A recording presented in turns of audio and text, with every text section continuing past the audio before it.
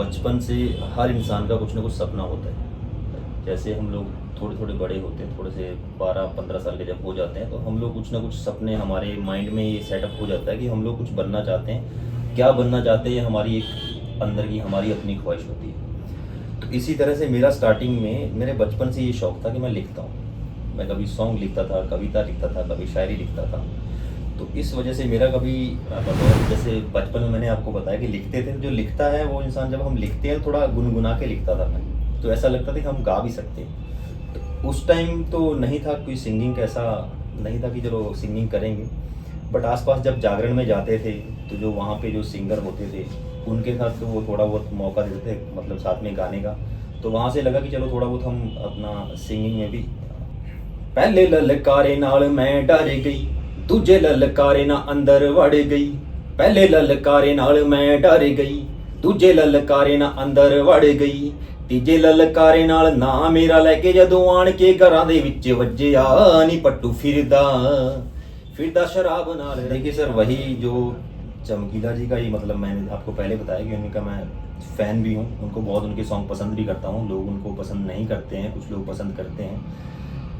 तो उन्हीं के मतलब सॉन्ग के हिसाब से मैंने कुछ ऐसा मैटर जो तैयार किया है। बट वो ऐसा नहीं है कि मतलब उसमें हम लोग दिखाने की कोशिश कर रहे हैं कि ये चीज़ बुरी है, इस चीज़ को नहीं करना चाहिए। शर्म कर फुद्दू दा प्ले जो सॉन्ग है उसके ऊपर मेरी बहुत ज़्यादा रिसर्च की गई है। जो मैंने इसमें कंटेंट डाला है, वीडियो के अंदर जो मैंने कंटेंट डाला हुआ है, बहुत ज़्यादा रिसर्च करने के बाद जो वो मैं उसको कल्पना मात्र नहीं बोलूँगा जी। कि क्या कुछ है शर्म कर फुद्दू में? नशा है, पढ़ाई है, जी जी, खेल है, सेक्स है या कुछ और है? क्या है कुछ इसमें? इस समाज के अंदर जितनी भी गंदगी जो आज तक, मतलब मैं अपनी जो एज ग्रुप में आके या मैंने अपने पिछले 10 साल के अंदर जो मैं देख चुका हूँ, जो चीज़ें सिर्फ देख चुका हूँ, मेरा अपना ऐसा कुछ भी वसा नहीं। तो उन चीज़ों को मैंने दर्शाने की कोशिश की। दर्शक उन चीज़ों को देखेंगे, उन चीज़ों को समझेंगे। उसमें हम लोग नशा सबसे मेन चीज़, चाहे सिगरेट है, चाहे आपका ड्रग्स है, गांजा है, चाहे वो दारू है, हर चीज़ के खिलाफ हम लोगों ने। और इससे ऊपर मेन जो चीज़ है उसके बारे में आपको भी जिक्र नहीं करूँगा। जब वो दर्शक वीडियो देखेंगे उस वीडियो के अंदर वो चीज़ आपको मेन मिलेगी कि मेन प्रॉब्लम क्या है। नमस्कार, मैं विजय, आप देख रहे हैं लोकल न्यूज ऑफ इंडिया, गांव की गूंज दिल्ली तक। पंजाब और हरियाणा की माटी की अपनी परवरिश को देव सिंह राणा ने अभिनय के जरिए कई अलग अलग किरदारों में निभाया है। कभी मॉडल, कभी बतौर अभिनेता, और अब एक नई दुनिया में आगाज कर रहे हैं, गाने की दुनिया में। लेकिन यह सब कुछ एक दिन का खेल नहीं है। इस खेल में कहीं न कहीं इनके जन्म की दशकों की अपनी यात्रा और अपना अनुभव है। अलग अलग जगह से इन्होंने इकट्ठा की हुई अपनी यात्रा की पूरी तस्वीर अब लाकर जनता के सामने अलग अंदाज में देने की कोशिश की है। तो सबसे पहले देव सिंह राणा जी, आपका स्वागत है लोकल न्यूज ऑफ इंडिया में। नमस्कार सर। देव सिंह राणा जी सर। ये जो अभिनय, मॉडलिंग, ये दुनिया आई, शरीर से तो आप पहलवान और बाउंसर टाइप के दिखते हैं जी सर। तो इस दुनिया में कैसे चले गए? ये सर, बचपन से हर इंसान का कुछ ना कुछ सपना होता है। जैसे हम लोग थोड़े थोड़े बड़े होते हैं, थोड़े से 12-15 साल के जब हो जाते हैं तो हम लोग कुछ ना कुछ सपने हमारे माइंड में ये सेटअप हो जाता है कि हम लोग कुछ बनना चाहते हैं। क्या बनना चाहते हैं ये हमारी एक अंदर की हमारी अपनी ख्वाहिश होती है। तो इसी तरह से मेरा स्टार्टिंग में मेरे बचपन से ये शौक़ था कि मैं लिखता हूँ। मैं कभी सॉन्ग लिखता था, कविता लिखता था, कभी शायरी लिखता था। तो इस वजह से मेरा कभी ये नहीं था कि मेरे को एक्टिंग या मॉडलिंग में जाना है, बस मेरा लिखने का शौक़ था। तो लिखते लिखते जी। एक्टिंग की तरफ कैसे बढ़े? अब सिर्फ लिखना, उस टाइम लिखना काफ़ी नहीं होता था। तो मेरे को लगा कि एक्टिंग में, मॉडलिंग में, जैसे आपने बताया कि आपका शरीर तो पहलवान जैसा है, तो मेरा कुछ ऐसा नहीं था कि मेरे को पहलवानी करनी है वैसा। लेकिन ऐसा लगता था कि हाँ, कुछ अलग हट के कुछ कर सकते हैं। तो उस टाइम एक्टिंग के बारे में थोड़ा मालूम पड़ा, तो मॉडलिंग के बारे में मालूम पड़ा। तो उस वजह से फिर मैं थोड़ा इस फील्ड में लिखने के साथ साथ मैं इधर थोड़ा ट्राई करने लगा, एक्टिंग, मॉडलिंग। अब जब आप बिल्कुल नए गाने के साथ आ रहे हैं तो मॉडलिंग, एक्टिंग तक तो ठीक था। जी। अब क्या आप गायकों की दुकानदारी भी आप बंद करने वाले हैं? सिंगिंग सर, मेरा ऐसे शौक रहा बता। और जैसे बचपन में मैंने आपको बताया कि लिखते थे, जो लिखता है वो इंसान, जब हम लिखते हैं थोड़ा गुनगुना के लिखता था मैं, तो ऐसा लगता था कि हम गा भी सकते हैं। तो उस टाइम तो नहीं था कोई सिंगिंग का, ऐसा नहीं था कि चलो सिंगिंग करेंगे। बट आसपास जब जागरण में जाते थे तो जो वहाँ पे जो सिंगर होते थे उनके साथ तो वो थोड़ा बहुत मौका देते थे, मतलब साथ में गाने का। तो वहाँ से लगा कि चलो थोड़ा बहुत हम अपना सिंगिंग में भी अपना जो है ट्राई कर सकते हैं, कोशिश कर सकते हैं। तो ये जो सिंगिंग का अखाड़ा था, जी सर। यहाँ तक उतरने से पहले ऐसा कौन सा गाना जो देव सिंह राणा के जुबान में हो, जो अक्सर बचपन में या गली चौबारे में घूमते हुए गुनगुना देते थे? कोई 2 लाइन गुनगुनाएंगे लोगों के लिए? अभी मैं आपको बताना चाहता हूँ, मैं बचपन से मैं चमकीला जी को सुनता हूँ, चमकीला जी को बहुत सुना मैंने। तो अभी मूवी भी आपने देखी, चमकीला चल रही है, मूवी चल रही है, काफ़ी चल रही है। तो लेकिन जो वो एक दौर था, उस टाइम चमकीला जी के साथ जो हुआ, ठीक है, बट आज के टाइम में आज वो चीज़ें चेंज हो गई हैं। तो मेरे साथ ये है कि मैं चमकीला जी को पसंद करता, उनके गाने ही गाना पसंद करता था। तो अभी उन्हीं का कुछ सुना सकता हूँ। जरूर। पहले ललकारे नाल मैं डर गई, दूजे ललकारे ना अंदर वड़ गई। पहले ललकारे नाल मैं डर गई, दूजे ललकारे ना अंदर वड़ गई। तीजे ललकारे नाल ना मेरा लैके जदों आण के घरां दे विच वज्जिया नी पट्टू फिरदा, फिरदा शराब नाल रज्जिया नी पट्टू फिरदा, फिरदा शराब नाल रज्जिया नी पट्टू फिरदा। पहला कम वैलियां दे वैल पट्टने, दूजा कम बोतलां दे डट पट्टने।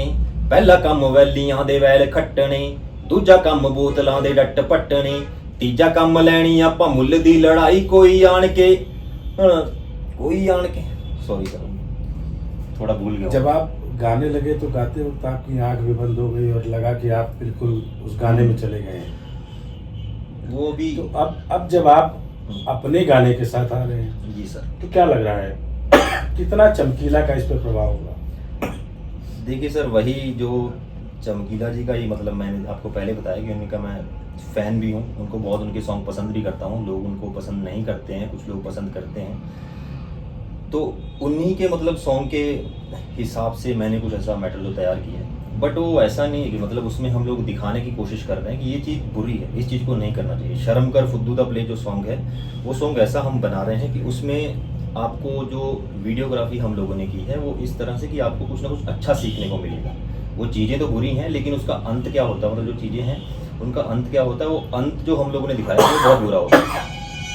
मतलब पहले वो सब अच्छा लगता है, लेकिन बाद में उसका अंत बुरा है। हम लोग उसमें ये दिखाने की कोशिश कर रहे हैं। तो कहने का मतलब है कि इसमें कुछ ऐसा मिलेगा लोगों को कि उनके अंदर की गलतियां, शैतानियां, जी जी। मतलब जो बेवकूफ़ी बोल सकते हैं अगर। मेन अगर बोला जाए तो वो जो सॉन्ग है वो यंग जनरेशन के लिए है, जो मतलब जब गरम गरम खून होता है, आप ये मान के चलो 18+ जो एज ग्रुप है, मेन उस एज ग्रुप के लिए, कि वो जो गलतियां करते हैं, जो उनको गलतियां करने के बाद जो उनको पश्चाताप होता है, वो बाद की बात हो जाती है। लेकिन उसके बाद जब तक उनको समझ में आती तब तक चीज़ें बहुत आगे निकल चुकी होती हैं। तो मतलब आपका कहने का मतलब है कि शर्म कर फुद्दू बेसिकली भटकते हुए नौजवानों को बाद में कितना भुगतना पड़ता है उसको दिखाने का एक जी तरीका है। जी जी।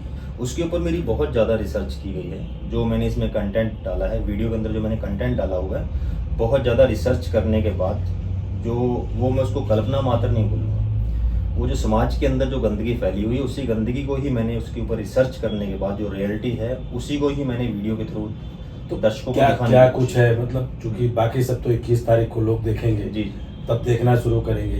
जी। तो अभी अगर जनता को और अपने दर्शकों को सुनने के लिए बताना चाहूँ जी। कि क्या कुछ है शर्म कर फुद्दू में, नशा है, पढ़ाई है, जी जी। खेल है, सेक्स है, या जी। कुछ और है, क्या है कुछ इसमें? इस समाज के अंदर जितनी भी गंदगी जो आज तक, मतलब मैं अपनी जो एज ग्रुप में आके, या मैंने अपने पिछले 10 साल के अंदर जो मैं देख चुका हूँ, जो चीज़ें सिर्फ देख चुका हूँ, मेरा अपना ऐसा कुछ भी वैसा नहीं। तो उन चीज़ों को मैंने दर्शाने की कोशिश की। दर्शक उन चीज़ों को देखेंगे, उन चीज़ों को समझेंगे। उसमें हम लोग नशा सबसे मेन चीज़, चाहे सिगरेट है, चाहे आपका ड्रग्स है, गांजा है, चाहे वो दारू है, हर चीज़ के खिलाफ हम लोगों ने। और इससे ऊपर मेन जो चीज़ है उसके बारे में आपको भी जिक्र नहीं करूँगा। जब वो दर्शक वीडियो देखेंगे, उस वीडियो के अंदर वो चीज़ आपको मेन मिलेगी कि मेन प्रॉब्लम क्या है।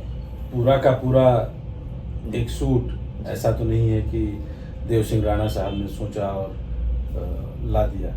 कितनी दिक्कतें आई और कौन कौन से इस दिक्कतों को सुलझाने वाले लोग रहे? ये सर जो प्रोजेक्ट बना है ना, इस प्रोजेक्ट में आप ये मान लो कि कभी दिल्ली कभी बॉम्बे, कभी दिल्ली कभी बॉम्बे। इसका टोटल जो वीडियो शूट हुआ है, इसका जो वीडियो प्रोडक्शन है वो पूरे का पूरा बॉम्बे में किया हमने। और जो इसका म्यूजिक का जितना काम है तो वो मेरी टीम जो थी वो दिल्ली की थी। तो इसमें मेन जो योगदान है जो वीडियो की तरफ से मैं एक बार आपको बोलना चाहूँगा। तो वीडियो जो है डैनो फिल्म प्रोडक्शन, तो जो मेरा ही फिल्म प्रोडक्शन है, एक्चुअली मेरी मॉम के नाम पे हो। तो ये वीडियो शूट उन्होंने किया है, पूरी मेरी टीम ने मिलकर किया, मेरा अकेले का कुछ काम नहीं इसमें। तो इसमें जो कॉस्ट्यूम डिजाइनर हमारी लवीना पिल्ले जी ने किया है, वो भी बॉम्बे से है। तो जो हमारा मेकअप आर्टिस्ट था, जो मेकअप आर्टिस्ट जो चेतन, वो भी बॉम्बे से है। तो इसके बाद आता है हमारा म्यूजिक स्टूडियो, जो हम लोगों ने दिल्ली बेस्ड काम किया है, जितना भी हमारा म्यूजिक का मास्टरिंग मिक्सिंग जो की है। तो इसमें सबसे पहले तो मैं थैंक्सफुल हूँ ministry of film and music studio का, उन्होंने हमें बहुत सपोर्ट किया सर। तो इसके बाद मैं यशुदास बीसी जी ने इनका मास्टरिंग मिक्सिंग की है, जो फाइनल इसको ऑडियो को तैयार किया गया है वो यशुदास बीसी सर ने किया है। तो जिसका म्यूजिक जो इसका किया है, ट्रैक जो बनाया गया है वो हरिओम भारद्वाज जी ने किया है। तो इसके अलावा जो वीडियोग्राफी के ऊपर अगर आते हैं तो वीडियो की जो एडिटिंग और जो ग्राफिक्स होते हैं वो तो बाकमाल है सर। उसके लिए मतलब मैं दीपक चौहान जी का दिल से शुक्रिया अदा करना चाहूँगा।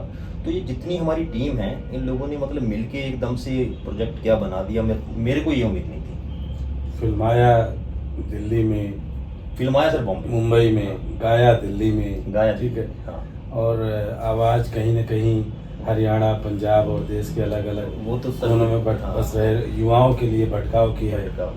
तो कैसा लगता है जब ओवरऑल पूरा देखेंगे तो क्या धमाल मचाने वाला है श्रम कर्फ्यू? एकदम सर ब्लास्ट है। हम तो कोई भी अपने प्रोडक्ट को ऐसा नहीं बोलता कि नहीं ऐसी, लेकिन मैं पब्लिक के ऊपर बोलता हूँ कि पब्लिक उस प्रोडक्ट को देखेगी जो हम लोगों ने बनाया है, जो कंटेंट है उसमें, जो क्रिएटिविटी हम लोगों ने दिखाई है, जितना हम मतलब अच्छा बना सकते हैं अपनी तरफ से। अब वो 21 तारीख को पब्लिक का होने जा रहा है, फिर उसमें हमारा कुछ नहीं, पब्लिक उसको जज करेगी। पब्लिक जो भी अच्छा लगे बुरा लगे, अपना कमेंट सेशन में अपना कमेंट जरूर कीजिए, जैसा मैं पब्लिक को यही कहना चाहूँगा। चुनाव का माहौल है जी, पहला फेज आज है, हाँ 21 तारीख को आपका फेज पहला है जी आ रहा है। इस तरीके से सर क्या संदेश देंगे युवाओं को, देश के बच्चों को? सर मेरा पॉलिटिक्स में तो कोई इंटरेस्ट नहीं है, लेकिन मैं यही कहूँगा कि अपने ऊपर जितना आप ट्रस्ट करते हो, ठीक है, तो सामने वाले को जहाँ पे भी आपका दिल करता है, जिसके साथ आपको खड़े होना है, जिसके साथ आपको चलना है, उसके ऊपर भी उतना ही ट्रस्ट करके चलो। तो मतलब मतदान करें लोग? मतदान तो सर करना पड़ेगा ना। अगर मतदान नहीं करेंगे तो आप मेरे हिसाब से तो आप मतलब देशवासी नहीं हो, हमारी कंट्री के मतलब नागरिक ही नहीं हो।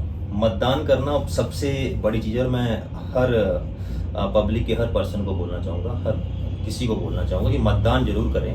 मतदान आपका एक ऐसा अधिकार है कि आप कभी भी सरकार से कुछ भी बोल सकते हैं खड़े होके। अगर आज आप मतदान करते हैं तो मतदान जरूर करें। तो कुछ एक आध लाइन ऐसा जो आपको लगता हो कि लोग अभी सुन लें, बाद में सुनने के लिए 21 तारीख तक का इंतजार करें?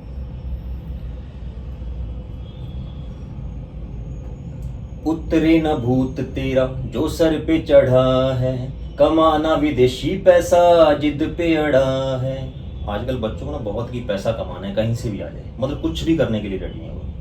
तो उस 2-4 लाइनें उसी के ऊपर हैं कि उतरे न भूत तेरा जो सर पे चढ़ा है, कमाना विदेशी पैसा जिद पे अड़ा है। ना माहौल तू गरम कर, माहौल तू गरम कर, माहौल तू गरम कर, शर्म कर कुछ तो शर्म कर, शर्म कर कुछ तो शर्म कर।